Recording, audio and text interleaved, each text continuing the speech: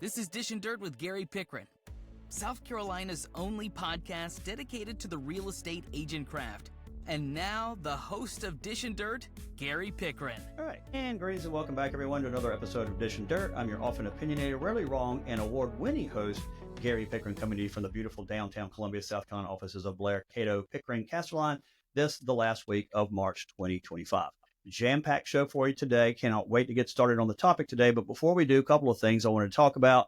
Number one, I know everybody already has seen and heard the bad news that Eric Tucker did pass away from a very short battle with cancer. Eric will be tremendously missed. He was a wonderful person, very positive and optimistic. In a world that is so pessimistic and just downtrodden all the time, Eric was always a breath of fresh air. He was always in such a good mood and always wanted to encourage and bring people up. In fact, every time he came to the office, he was always bringing flowers or bringing candies or cookies for the staff, and they absolutely adored him for that. A lot of you probably do not know, but I used to have a show called Three Dudes Watch The Bachelor. Yes, every week during The Bachelor, I would watch The Bachelor and do a show with a couple of friends. One was John Stackhouse, who was a current real estate commissioner. And then originally it was Flynn Bowie, and then it moved over to Chris Clow when Flynn decided not to do it anymore.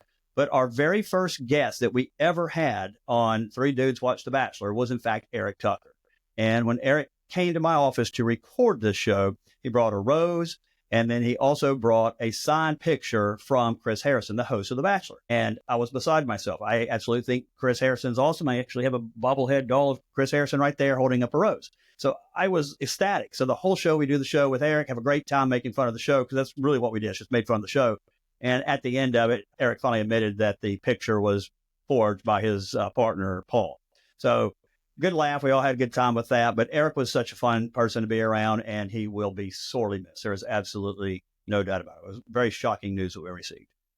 The other news I wanted to share with you today is we have been talking about clear cooperation for quite a while. Good news for y'all is y'all don't have to talk about it anymore, because NAR has finally ruled, and good news, clear cooperation lives on. Now, there will be a small change to it, but it will live on. And I think the change that they're allowing is a wonderful change. Clear cooperation, as I've mentioned multiple times, needed to stay because there's a lot of good, valuable reasons to have it. So what we have now is the multiple listing options for the seller. And what NAR says is that they have a new category listing called delayed marketing exempt listings. What this exemption does is it allows a seller to have their listing agent to put a delay on the IDX feed. And they can set it for a period of time that would be determined by the multiple listing services they're using. However, even though it would not go on the IDX feed, all members of the MLS, whether you're a subscriber, participant, whatever, real estate agent, you would still have access to that listing. It would still be on the MLS. And so your clients can continue to view these properties and buy these properties. That was the main thing, is that making sure that large brokerages could not hoard listings and keep smaller brokerages from seeing those. And so that was a wonderful change. NAR also used the opportunity to clarify that one-on-one or broker-to-broker communications about a listing does not trigger CCP. However, if you do multiple brokerage communications, that does trigger the public marketing requirements under CCP. Do understand that in South Carolina, you may not market or advertise any listing unless you have and until you have the listing agreement signed. I have to believe that one of the main reasons that CCP survived was the DOJ last week came out and said, we do not have a problem with CCP as it exists. As a standalone entity, they said it was not anti-competitive, antitrust. A lot of people making arguments against CCP have been stating that the DOJ was 100% against CCP. When the DOJ came out and clarified that, I think that gave the leeway for NAR to continue to do the policy. And I was excited to see that. A lot of people were involved as well in trying to push the ball over the finish line here. Leo Perea at EXP, James Dwiggins, Next Home Realty, Kamini Lane, CEO of Coldwell Banker, came out recently in support of CCP. That was great to have a CEO of a large brokerage like that come out in support of it. And then, of course, Carl Medford, one of the best writers over at Inman News, was writing a lot of articles on why CCP needed to survive. So we did it. We survived. I'm very excited about that. We needed to keep CCP. That was one of the hills I wanted to die on in 2025. So luckily we survived that. So our next hill to die on is hopefully getting rid of broker-to-broker compensation one day. I don't know if that'll ever happen, but I think it needs to go away. Now let's talk about our topic today as we roll right into our show. I've been going all over the state of South Carolina since the settlement, talking about compensation after Sitzer Burnett. We're now 6 months into the settlement. Recently, I started teaching classes for CCRA. If you don't have your CE classes or your MCE classes already, go ahead and reach out to CCRA. If you're a member, those classes are free. If you're not, there's a small fee, but we're teaching all the classes through CCRA. When I teach these classes, one of the things I always try to bring into the discussion is getting back to the compensation. There's many agents out there that are still not doing compensation correctly.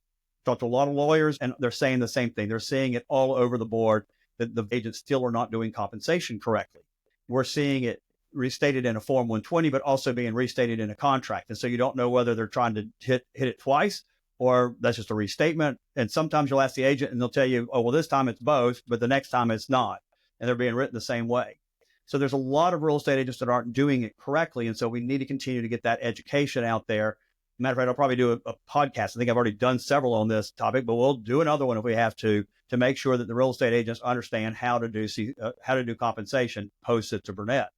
One of the questions I continue to get when I teach classes is, can a real estate agent still receive and be paid a bonus for showing a property? We know that a lot of builders will do that. It'll be a sales bonus. You sell our house, we'll get you an extra $2,000 or $5,000 or extra percent. And up until today, when I'm asked that question in a class, I haven't been able to really answer that question definitively one way or the other. But today that changes. In this podcast, I will give you the definitive answer as to whether or not you should be doing that. It's an absolute loaded question. And I think the reason it's a loaded question is because the guidance that we have been receiving is all over the place. Catchmark and NAR continue to make tons of points on this matter, and then there'll be a counterpoint. So Catchmark will say something, NAR will come back with a counterpoint. Then Catchmark will have a counterpoint. And we've gotten so far afield from the original question, I don't know that anybody knows the answer at this point. I promise what I'm going to try to do today is make that muddy water a little clear, and I think I can do that. But in order for us to get clear, we have to look at a couple things. There's really 5 areas we're going to go through. First of all, we got to look at South Carolina law. What is required by South Carolina law in terms of compensation in your agency agreement? Secondly, we have to look at the NAR settlement terms in relation to any upfront agreements to commission. What has to be done before you show a house? What do you have to agree to? Then we're going to follow that up with, can you amend your compensation agreement to try to capture a greater amount of compensation? Basically, can you amend, and can you specifically amend for the sole purpose of making additional money? The fourth thing we have to look at, do we have any exceptions to this rule? Is there anything that would allow us to say this is a rule, but under these situations or these circumstances, we can apply a different rule? And then finally, we have to look and see how all of these rules affect bonuses. Can you put a bonus in the original compensation agreement? If not, can I amend to capture that bonus later on? So we got to talk about all those things. So let's start real quickly by looking at South Carolina law. Under 4057 135 I2, a listing or buyer representation agreement must be in writing and must set forth all material terms of the parties' agency relationship, and it's including but not limited to these 3 items I want to point out. Letter B says the amount of compensation to be paid, if a flat fee, or the method to be used in calculating the amount of compensation to be paid. That item right there says that's a pretty definitive number. It's not a speculative number. We're going to be a percentage or some other method of calculating. Letter C is an explanation of how and when compensation is earned. You notice it didn't say if, it says how and when. And then thirdly, an explanation on how compensation will be divided amongst any participating or cooperating brokers. So we have to have that signed agency agreement for compensation, and it's got to detail how, when, where, what, and who's getting paid. And it's definitive. It's not a speculative, if this happens, then I might get offered a bonus, for instance. So it is a pretty definitive requirement in South Carolina. Now, there's a second statute we have to look at, and I don't want to get too much in the weeds here, but it's a major issue with bonuses when you look at 40-57710. Under number 15, it says, if you receive compensation in a real estate transaction or directly resulting from a real estate transaction from more than one party, except with the full knowledge and written disclosure to all parties.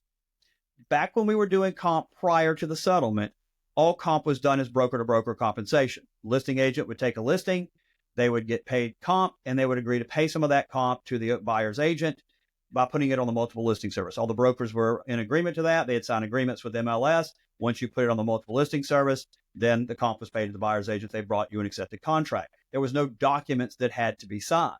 But back in that day, broker-to-broker comp truly meant that the listing agent was paying the commission for the buyer's agent.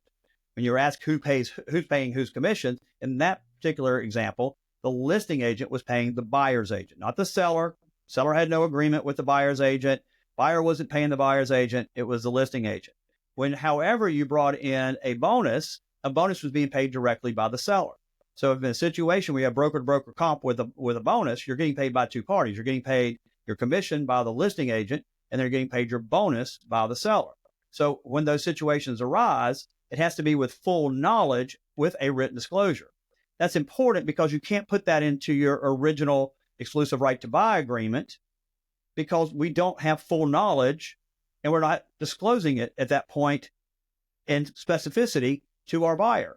Putting in the agreement that I might receive a bonus for showing you a house is not the same thing as saying I'm receiving $1,000 bonus from builder XYZ for showing you the house in this particular neighborhood and you signing a contract. That's a whole different story. So the thing you need to understand here is essentially the bonus must be disclosed in writing with full information. And that's not at the time you sign the exclusive right to buy. So under South Carolina law, yes, you can accept the bonus as long as it is disclosed in writing to the buyer. So legally, the answer is yes. But as y'all know, whenever I talk about anything under real estate law, we talk about legalities and we talk about realities. The legality is under South Carolina law. If you do it correctly and disclose it when it's fully known to you, then you can legally accept a bonus. But the reality of it is under the settlement, you no longer can accept a bonus. Settlement only applies to realtor members. It does not apply to real estate agents.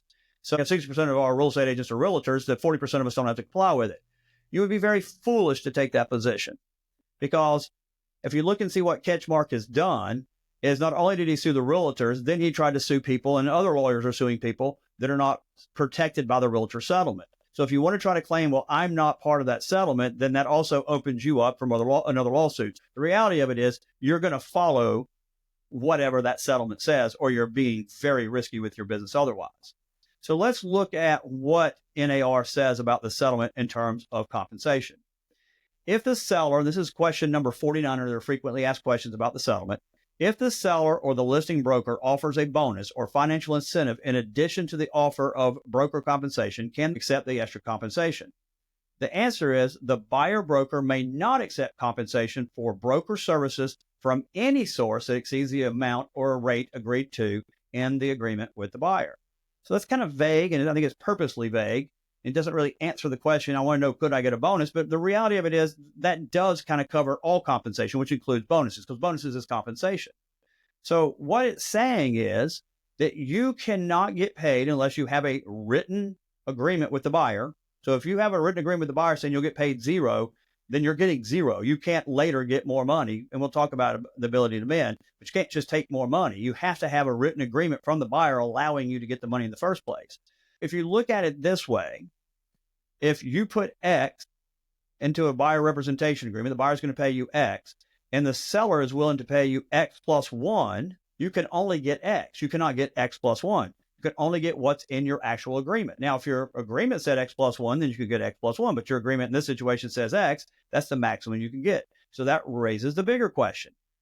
Can you ever amend your buyer representation agreement to capture more bonus, more compensation, more commission? Ketchmark generally says the answer to that is no. And I think he's wrong, the actual case that it says you can't do that. Generally, I think he's correct, but I don't think in every situation. And what I mean by that is I do agree with Ketchmark that I don't believe you can amend your representation agreement to capture more commission without doing more work. So let's talk about that. What NAR has used is what's called the business justification rule.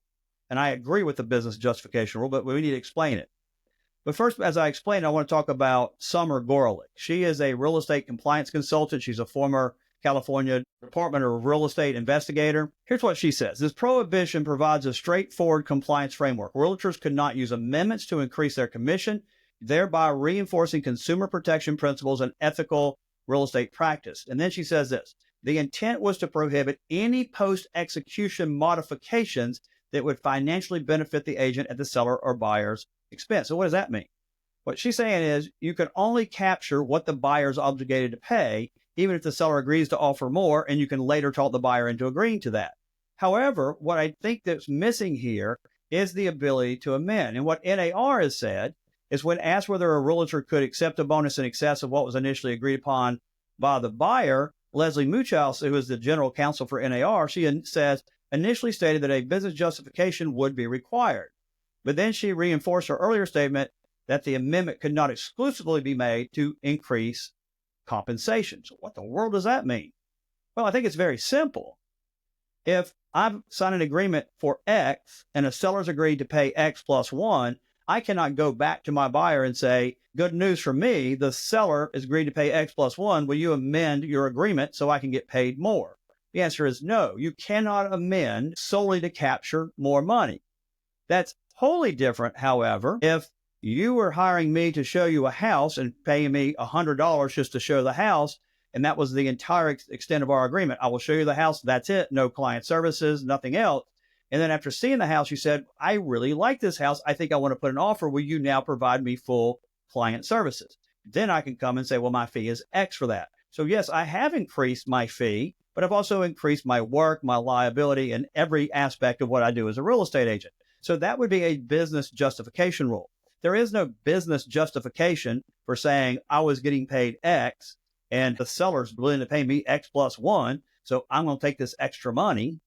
That's not a business justification, you putting more money in your pocket. A business justification would be, I did more work. Now, doing more work doesn't necessarily mean, well, I just worked harder and helped them better. I did more than I thought I was going to have to do in this situation. It's more of, these were the tasks I had, and then I was doing more tasks. But I think that's got to be agreed to before. You can't after trade, you have to before trade. And we'll talk about that. So let's look for a little bit more at what Gorelick said in her interview. She interviewed a law professor at the University of Buffalo School of Law. Her name is Tanya Monasteer. I probably pronounced her name wrong, so we'll just call her professor. This is what the professor said. Leaving aside the settlement for the moment, parties to the buyer representation agreement can modify their agreements, including the compensation provision, as a matter of contract law. But this would require new consideration or must meet an exception to the consideration requirement under state law. Don't necessarily disagree with her. What she's talking about is the new considerations. I'm giving you more work, new work. Originally, I was only going to show you one house. Now you've asked me to come put an offer in, walk you through contract negotiations, do all the work for repairs and negotiations and all that stuff. That's a whole different ballgame. She gives an example. If a buyer broker agreed to show properties within a 20-mile radius and then the buyer agreed to 2% commission, the parties could decide to modify and both would have to do something new. The broker might agree to extend the geographical area to 50 miles and the buyer might agree to pay 3%, but it must be prospective. There's no such thing as modifying retrospectively. And this is exactly what I was talking about. If I was limiting it to 2%, 50 miles, and then you, during the representation, said, I really want to go outside of this Columbia area now and go over and look in maybe Orangeburg or Kershaw County outside of the area I agreed to, I could then say, well, I'm happy to do that, but now my fee is 3%, and we can modify. It's prospectively. What we can't do is I start showing you houses 50, 60, 70 miles from downtown Columbia, and then I come back to you and go, well, originally I was only going to show you 20 miles. I wound up going about 60 miles out of the area, so I need you to pay me 3. You can't make them go back in time and redo it. They have to agree, and then you do the work. And I have absolutely no problem with that. I think she's absolutely right.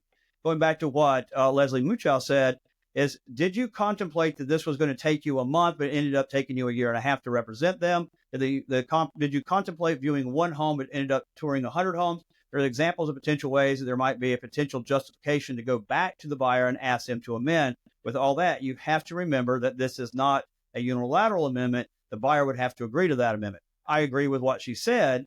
You would just have to do it before. I don't think that you can show them 100 houses and say, well, I really thought I was only going to show you one. So here's my business justification rule for you paying me more. No, I think at the time of showing her 1 or 5 or 10 houses, you could then say, I'm showing you a lot of houses now. If you'd like me to continue to show you more houses, my fee's going to go up. I think that's fine. Gorelick didn't like that. She's always talking about past tense. She's saying that after the broker did more work and expanded the scope, asked the buyer to sign a modification, and that is absolutely not permitted. The whole point of modification is to change your agreement going forward. And I think she's right on that. If you agree to it before you do it, you can't just show 100 homes and go, I really thought I was going to show you less houses, so I want to get a little bit more money. She gives some context outside of real estate. You go to an automobile repair shop, they tell you it's going to cost you $1,000. You go to pick your car up, and now they want $2,000. Would that ever happen? And she says, of course not. But she's actually wrong there. It happens all the time. Every time you go take a car in there, it's going to be 75 or $100. You come back and it's going to be more money because they had to do more. So I don't agree with her example, but she did say you can't perform the services and then say there's a legitimate business reason. I agree. You have to see there's a change, which would trigger the legitimate reason, business reason, ask for the amendment, and then do the work. So I agree with her on that. It's like this. If I take my car to have my tires aligned and they tell me it's $250 for the alignment, and then they call me and say, we cannot do your alignment because your tires are bald, you need 4 new tires. I don't get to say, well, sorry, you've already agreed at $250, so I have you to do whatever I want. So I want new brakes and new tires and everything else. No, what we can say there is that I agreed for the service. The service was the tire alignment. They came back and said, in order to do that service, you now have to pay us $1,000 for tires. I can then agree, yes, I'll pay for the tires, and now I'm paying the $250 for the alignment, and I paid the $1,000 for the tires. Well, they can't do, same thing with a real estate agent, is put the tires on and then send me a bill for $1,250 and say, you now owe me for the tires and the wheel alignment. I didn't ask for the tires. I should have to pay you more. That's really what she's getting at. And I understand where she's getting at. I don't think that her example was very good. So now, how does that affect bonuses? Let's talk about this in the bonus realm. Well, Ketchmark said last November that buyer brokers could not amend their written buyer agreement to collect a bonus offered by sellers or builders if the compensation exceeded what the parties had already agreed to. I hate to say it, but I agree with them. And what he's saying is in order to get compensation for that bonus, that would have to already be in your buyer representation agreement. But as I showed you earlier in South Carolina, I don't know how you can put a bonus in your compensation agreement because you don't know the full facts of what that bonus is. So that makes it pretty much impractical. In order to get the bonus, you'd have to have it in the commission agreement to begin with. To amend it later, after the fact, would be retroactively, and that would be in violation. Even the professor said the same thing. She has a 25-page manual for buyers about buyer representation after the settlement. And this 25-page manual says 31 times the word bonus. In 25 pages, she talks about bonuses 31 times. And what she says is basically you can't get a bonus. She talks about all the different states and says the provisions that allow agents to collect bonuses from sellers, certain sellers, particularly sellers of new home construction, offer very enticing bonuses to agents to get buyers to purchase their properties. One builder in Florida recently advertised an 8% bonus. Again, I do not believe this is permitted under the NAR settlement. Moreover, allowing agents to collect these bonuses means that they will continue to steer their clients to the bonus eligible properties. That's the bad word, steer. There's your magic word. Everybody wants to avoid that word, but she's right that brings up the argument that you're steered to that property solely for that bonus. And in her pamphlet, she even points to the South Carolina Realtor's exclusive right to buy document where it says, if broker is offered a bonus in addition to the agreed upon amount below, the broker will provide the buyer written notice of the bonus via an addendum to the agreement. The broker may only accept this bonus if the buyer agrees to sign the addendum. Well, I don't think so anymore. She certainly doesn't agree with that. I mean, she doesn't like that provision, and she's specifically quoting South Carolina. So she's telling you she's already seeing that, and she doesn't believe that is proper. So I don't think we're going to be doing bonuses anymore. I think the professor's right. If you think about it in terms of the settlement, the bonus should belong to the buyer. The whole idea is the buyer agreed to your maximum compensation when you agreed to represent them. And to come back afterwards and ask for additional compensation is doing nothing but increasing the cost to the consumer. Because if you forego the bonus and give it to your buyer, it would reduce the cost to the buyer. If you agreed that the maximum you would earn for compensation is 3%, and then the seller's offering you 3% and $2,500, that $2,500 credit should go to the buyer. They should reap that benefit, not you. You've already agreed to represent them for that set fee of 3%, not 3% plus $2,500. So any dollar above that 3% is coming out of the pocket of the buyer, essentially, because the seller could reduce the price of the house by $2,500. So if you look at it in terms of the settlement and what the settlement says, it does make good sense that, no, you shouldn't be able to take the bonus. Conclusion, what do we have with this bonus? Technically and legally, under state law, sure, you can do the bonus. However, the reality of it is, under the settlement, you probably can't amend. In fact, I would advise against it. You can't amend to get additional money without a business justification. A business justification cannot be to get you paid more. The business justification has to be that you've done more work above and beyond what the work was you agreed to in the exclusive right to buy. It isn't you just worked harder or it took longer, you had to show more houses. It has to be you did more services, and it has to be agreed upon proactively and not retroactively. You can't do the work and then ask them to pay you for more money. Add to this that a bonus can't be paid to you simply because you showed a house. That would be steering. And the reality of it is that's exactly what a bonus is for. It's to get you to show the house. And under the settlement, that would be considered steering. If you are showing a house because of the bonus and the bonus is being offered to get you to show the house, that is considered steering. So that pretty much ends the whole argument there for me anyway. Even if you could collect it, let's say you could do it. You have to go back to your original exclusive right to buy agreement. You could only get what is in there and not a penny more. There's no way you can amend it to get more without the business justification rule. So my opinion is no more bonuses. So there you have it. I think we're done with bonuses from here on out. Of course, you need to check with your broker, see what your broker's policy is. I don't set your broker policies. All right, well, that's all the time we have for our show today. I hope that helps clarify that information for you. And if you will come back again next week for another episode of Dishin Dirt, please like us, share us, and subscribe and tell the other real estate agents about us. You'll have a great weekend.